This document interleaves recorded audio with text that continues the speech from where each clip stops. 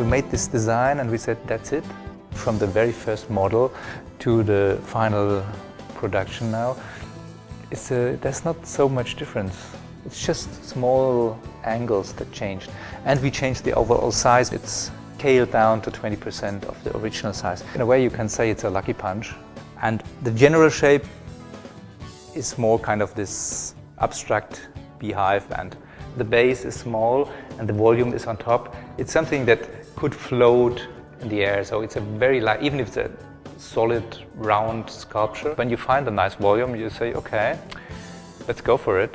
But then the important point is how this light, indirect light, could come through the horizontal lines. This was the step that took longer.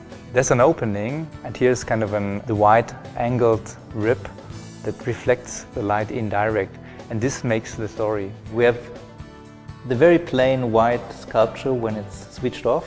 When we switch it on, we have the kind of a negative contrast. Then the rings look dark and the light comes out. It changes its appearance.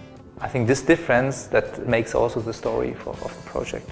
This was the first laser sinter prototype with functioning light. And as we see here, this is the production segment.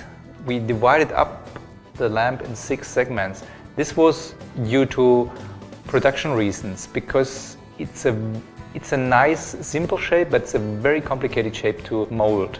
The Foscarini engineers found a very clever way to connect the segments, and also what was another theme is how you can avoid to see the connection stripes. So now there's a thin line going, but it's not disturbing the light. Something that you know from Japanese paper lamps. You always have a little construction element behind. It's not something that is disturbing the horizontal lines. Successful design projects normally don't show the complexity of construction, of engineering. If a project is successful, it keeps the easiness of the first idea. Let's say you have 3 directions of the light.